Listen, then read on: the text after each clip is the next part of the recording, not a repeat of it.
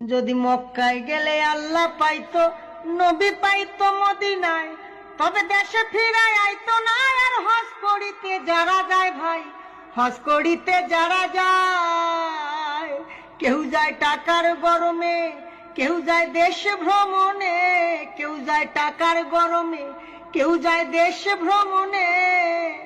ধনী যায় ভাই ধনের টানে আনিতে সোনা দানা। শুধু মসজিদ ঘরে আল্লাহ থাকে না।